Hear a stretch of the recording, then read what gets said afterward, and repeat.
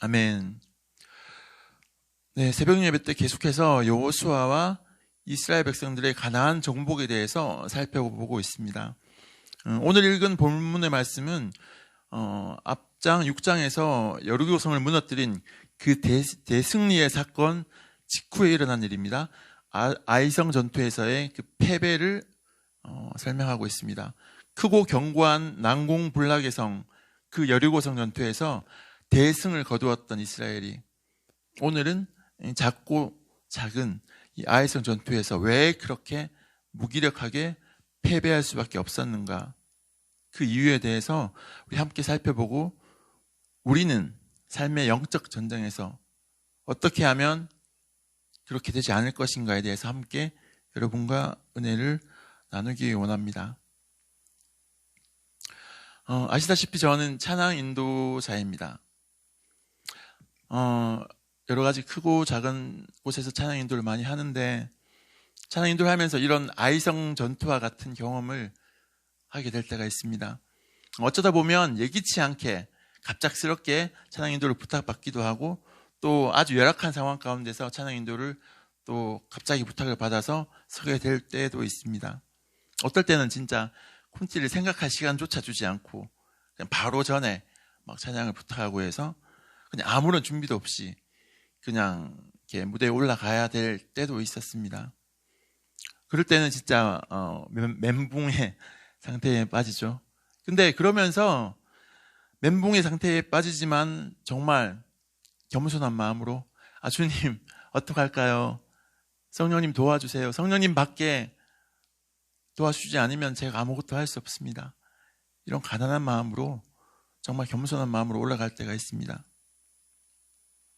근데 그럴 때 어떨 때는 정말 진짜 소위 우리말로 대박을 칠 때가 있습니다. 내가 정말 내가 의도치 않았는데, 정말 우연히 내가 가서 정말 올라갔는데, 아무런 준비 없이 올라갔지만 내가 겸손한 마음으로 올라갔을 때에, 찬양 인도를 했을 때에 정말 성령님께서 내가 하는 것이 아니라 그분께서 인도하시는 것을 느낄 때가 있습니다.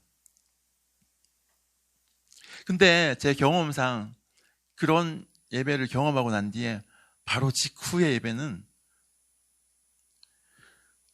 전문 용어로 그렇죠, 어김없이 죽을 쓰고 내려옵니다. 왜일까요? 한번 그런 대박을 치고 나면, 성령님께서 함께 하시는 예배를 경험하고 나면 제 마음속에 다음 예배를 준비할 때는 어떻게 기도할까가 아니라, 하나님 도와주세요 이게 아니라, 저번에 이렇게 하니까 대박을 쳤지, 이 곡 다음에 이 곡을 하니까 사람들이 이렇게 반응을 하더라, 이렇게 제 마음속에 그런 교만함들이 스멀스멀 올라오게 됩니다. 그래서 주님께 기도하고 매달리기보다는, 성령님을 의지하기보다는 저의 어떤 지혜나 저의 경험들을 의지하고 예배를 올라갑니다. 콘티를 준비합니다. 그럴 때는 어김없이 죽을 쓰고 정말 실패를 경험하고 내려와서 정말 벽에 머리를 박고 싶을 정도로 그런 경험들이 있습니다.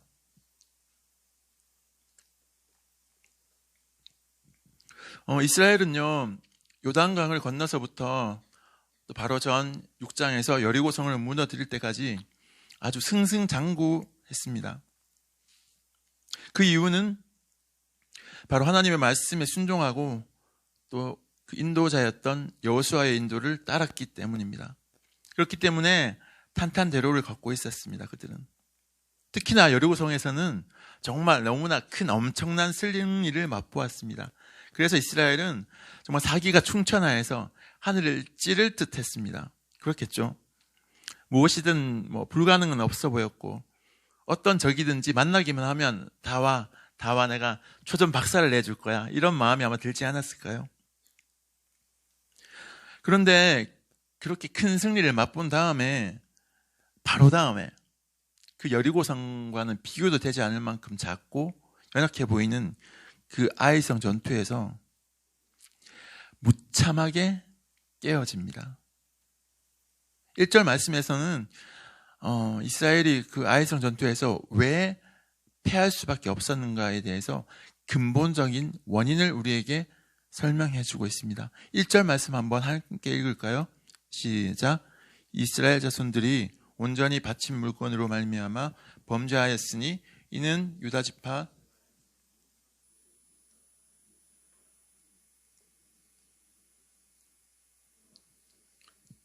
진노하시니라. 이스라엘 백성이 전투에서 패하게 된 근본적인 원인이 무엇이라고요? 아간의 범죄라고 이야기하고 있습니다. 하나님께서는 여리고성 전투 전에 이렇게 명령하셨어요. 너희는 온전히 바치고 그 바친 것 중에서 어떤 것이든지 취하여 너희가 이스라엘 진영으로 바치는 것이 되게 하여 고통을 당하지 않게 고통을 당하게 되지 아니하도록 오직 너희는 그 바친 물건에 손대지 말라.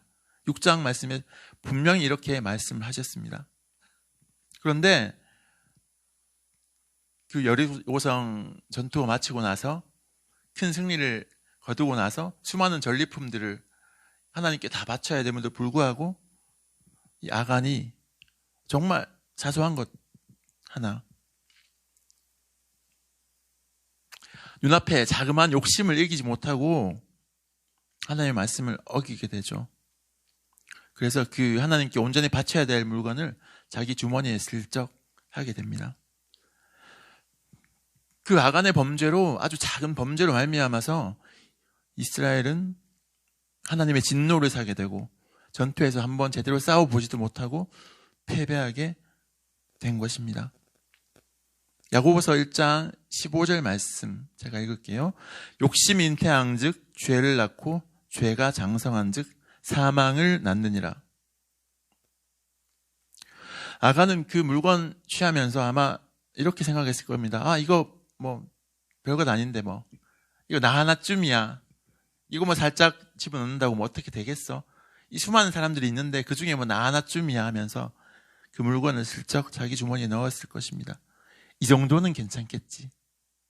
이 정도쯤이야. 그런데 그 결과 아간 그 자신뿐만 아니라 온 이스라엘 전체에 엄청난 영향을 미치게 된 것입니다. 오늘날도 마찬가지이지 않을까 싶습니다. 어느 한 사람의 욕심으로 인하여서 그 사람에 속한 공동체가 어려움을 겪는 일이 얼마나 많은지 모릅니다. 저와 여러분들은 그렇게 되지 않았으면 좋겠습니다. 저 때문에, 여러분 때문에 우리의 작은 욕심으로 인하여서 우리의 가정이, 우리의 사랑방이, 우리의 팀이, 우리 아포슬이, 또 우리 교회가, 또 내가 속한 교회, 학교나 직장이 큰 어려움에 빠지는 일이 없었으면 좋겠습니다. 그것을 잊지 않고 우리가 늘 우리가 속한 공동체 안에서 우리 자신을 돌아보는 저와 여러분들 되시기를 원합니다. 이스라엘이 아이성 전투에서 패한 근본적인 원인은 방금 살펴봤듯이 아간의 범죄에 있습니다. 하지만 그 이유뿐만은 아니었습니다. 이스라엘이 아이성 전투에서 패할 수밖에 없었던 두 번째 이유는 아간의 범죄 외에도 바로 이스라엘 백성들의 교만함 때문이었습니다. 이스라엘 백성은 여리고성 전투 때와는 다르게 이 아이성 전투 때는 하나님한테 묻지 않고 그냥 그들의 임의대로 전투를 시작하였던 것입니다. 여리고성은 어떻습니까? 정말 도저히 무너질 것 같지 않은 철옹성과 같았습니다. 그런데 그 여리고성으로 나아갈 때에 그들은 하나님께서 명령을 하셨을 때에 그 말씀을 듣고 순종하며 나아갔습니다. 여리고성 전투는 여호와의 말씀으로 시작된 것입니다. 6장 2절 말씀에 여호와께서 여호수아에게 이르시되, 여호수아에게 여호와께서 이렇게 하라고 말씀하신 이후에 전투가 시작이 됩니다. 그렇게 하나님의 지시로 시작된 여리고성 전투는 하나님의 말씀대로 따랐고 엄청난 승리를 거두게 됩니다. 그리고 그 대승리로 인해서 여호수아와 이스라엘 백성들은 흥분하고 들뜬 상태에 있었습니다. 그렇죠? 사실 그들은 별로 한 게 없어요. 그냥 하나님 말씀에 따라 가지고 6일 동안 한 바퀴 돌았습니다. 마지막 날 7바퀴 그래서 돌았습니다. 그리고 나팔 불어 해서 나팔 불었는데 그냥 그거밖에 안 했어요. 성 몇 바퀴 돌고 나팔 분 거밖에 없었습니다. 그런데 정말 자신들의 눈앞에서 그 철옹성과 같은 여리고성이 무너져 내리는 것을 눈으로 본 거예요. 그리고 그들은 하나도 힘들지 않고 그 견고한 여리고성을 쉽게 점령하게 됩니다. 그러니까 흥분할 만도 하죠. 그렇죠? 들뜰만도 하죠. 그렇게 승리에 도취되어서 흥분 상태에 있던 이스라엘은 그 다음 아이성 전투에서는 그 기분을 그냥 그대로 가지고 이번에는 하나님이 시키지도 않았는데 하나님께 묻지도 않고 그냥 아이성으로 그들의 임의대로 돌격하게 됩니다. 전투를 시작하게 됩니다. 2절과 3절 말씀해 보면 여호수아가 아이성에 정탐꾼을 보내고 정탐을 다녀온 정탐꾼이 여호수아에게 보고하는 내용이 나와 있습니다. 정탐꾼이 이렇게 얘기해요. 우리가 아이성 가서 보고 왔는데 진짜 별거 아니에요. 그 사람도 얼마 없고 꿀이에요, 꿀. 그거 우리 그냥 다 갈 것도 없이 그냥 한 2, 3천 명만 가서 그냥 사뿐하게 그냥 밟고 오면 됩니다. 아무것도 아니에요. 이렇게 여호수아에게 보고를 합니다.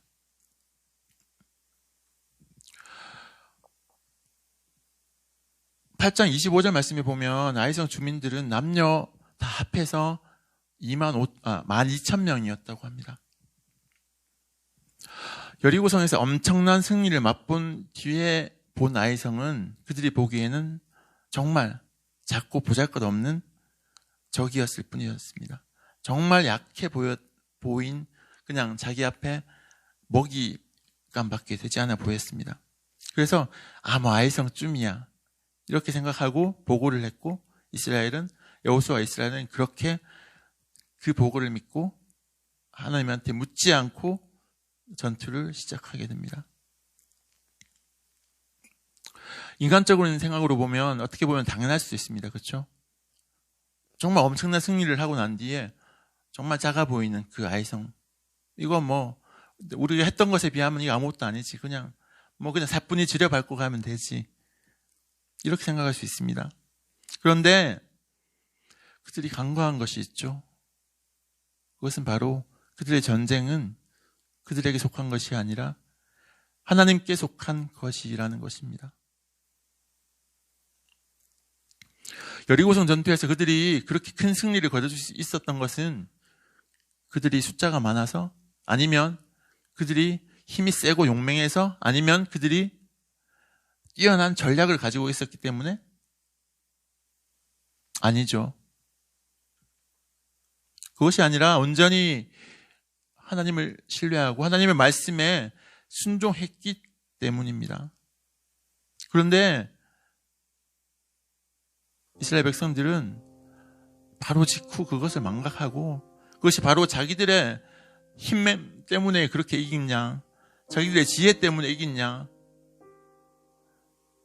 아이성으로 그렇게 나아갔던 것입니다.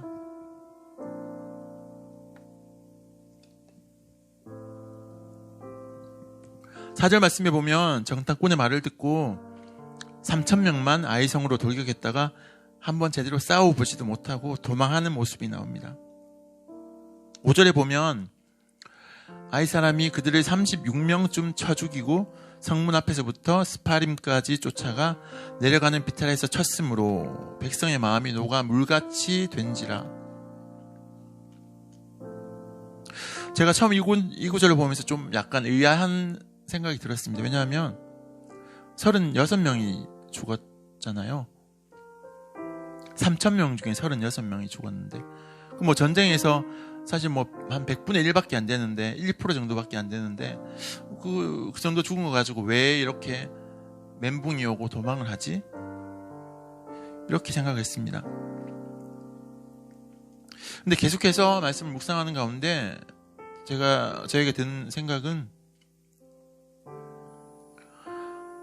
여리고성 전투에서는 이스라엘 백성들의 희생이 단 한 명도 없었다는 것입니다. 하나님의 도우심으로 성벽이 무너져 버리고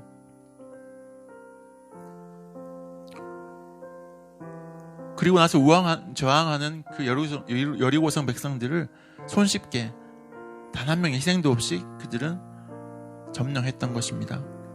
그 여리고성을. 그런데 아이성 전투에서는 겨우 36명만이 죽임을 당했을 뿐이지만 그들은 그 가운데 그 36명이 죽임을 당하는 가운데 하나님의 도우심을 느끼지 못했던 것입니다. 하나님이 우리와 함께 하시지 않는구나, 이 전쟁에서는. 그것을 느끼면서 그야말로 멘붕에 빠지게 되는 것입니다. 잠언 16장 18절 말씀입니다. 교만은 패망의 선봉이요 거만한 마음은 넘어짐의 앞잡이니라. 또 고린도전서 10장 12절 말씀입니다. 그런즉 선줄로 생각하는 자는 넘어질까 조심하라. 우리가 교만에 빠질 때에 일어나는 일은 무엇일까요? 우리가 교만에 빠질 때 일어나는 일은 우리가 무언가를 할 때 하나님께 묻지 않고 또 그분의 도우심을 구하지 않는 것입니다. 다시 말해서 기도하지 않는 것입니다. 여러분 얼마나 기도하십니까? 얼마나 기도하십니까? 우리는 겸손과 교만에 대해서 정말 많이 착각하고 있습니다. 저는 참 부족한 사람입니다. 제가 얘기하면 저는 부족해서 이렇게 얘기하면 겸손한 것 같죠. 우리는 그것을 보고 겸손하다고 이야기합니다. 생각합니다. 그런데 말로는 그렇게 이야기하면서도 나 부족해요. 나 참 많이 부족해요. 할 수 있는 것도 없어요. 근데 그렇게 이야기하면서도 기도하지 않는 사람은 겸손한 것이 아닙니다. 그것이야말로 정말 교만한 것입니다. 정말 겸손한 사람은 내가 아는 것이 없기에 하나님께 물을 수밖에 없습니다. 정말 겸손한 사람은 내 힘으로 할 수 없기에 하나님의 도우심을 구하고 그분께 매달릴 수밖에 없는 것입니다. 여러분은 겸손하십니까? 아니면 교만한 사람입니까? 여러분, 기도해야 합니다. 하나님께 물어야 합니다. 주님, 어떻게 할까요? 어디로 갈까요? 그리고 그분의 도우심을 구해야 합니다. 하나님 도와주세요. 난 연약합니다. 주님, 나에게 힘주세요. 나와 함께 해주세요. 주님 없이 나는 아무것도 할 수 없습니다. 삶의 매 순간순간마다 이렇게 하나님의 뜻을 물으며 그분의 도우심을 구하는 저와 여러분 되시길 간절히 바랍니다. 6절에서 9절 말씀 보면 그 예상치 못했던 아이성 전투에서의 패배 이후에 여호수아는 하나님께 엎드립니다. 여호수아는 옷을 찢고 이스라엘 장로들과 함께 여호와의 궤 앞에 엎드렸습니다. 그리고 하나님께 부르짖었습니다. 탄식하면서 주님 앞에 피를 토하는 심정으로 부르짖습니다. 그런데 여기에서 여호수아의 부르짖음은 단순히 자기들의 그런 처지 때문에 하나님을 원망하는 부르짖음이 아니었습니다. 9절 말씀에 보면 가나안 사람과 이 땅의 모든 사람들이 듣고 우리를 둘러싸고 우리 이름을 세상에서 끊으리니 주의 크신 이름을 위하여 어떻게 하시려 하나이까, 이렇게 부르짖습니다. 여호수아의 부르짖음은 하나님의 영광 때문이었습니다. 그 자기들의 패배 때문에 하나님의 영광이 가리워질까 봐 그것이 두려웠던 것입니다. 이스라엘이 이 땅 가운데서 사라지게 되면 이스라엘의 하나님이신 여호와 하나님의 영광은 어떻게 되냐는 것입니다. 그렇게 부르짖었을 때에 하나님께서는 그런 부르짖음에 응답하십니다. 9절부터 13절 말씀해 보면 하나님께서 여호수아에게 그 아이성의 패배 원인이 무엇이었는가에 대해서 이스라엘의 범죄를 분명하게 알려주십니다. 왜 패배하게 되었는지, 무엇 때문인지, 그리고 그 죄를 해결할 방법까지 알려주십니다.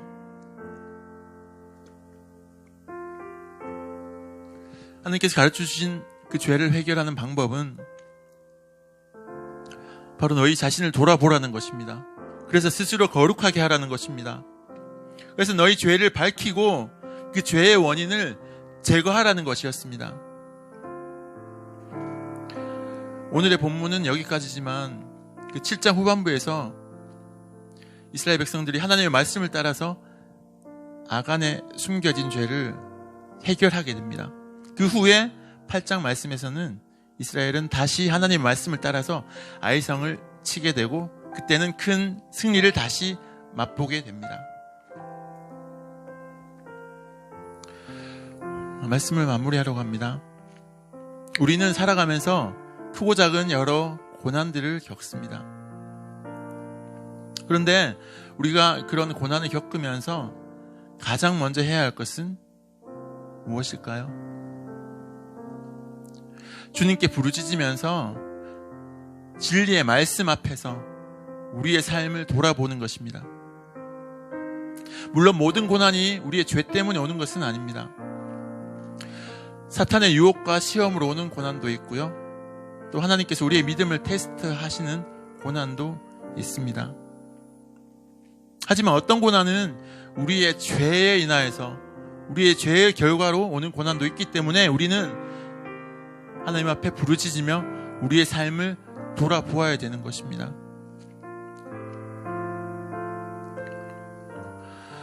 우리 삶에 어려움과 고난이 닥치면 우리는 주님께 부르짖으면서 먼저 우리의 삶을 진리의 말씀에 비추어 보아야 합니다. 말씀에 비추어서 우리의 삶을 돌아보고 만약 우리의 삶 가운데 회개할 것이 있다면 철저하게 회개하고 하나님의 긍휼하심을 구해야 합니다. 그리고 주님의 뜻을 구하면서 다시 겸손하게 주님 앞에 나아가야 합니다.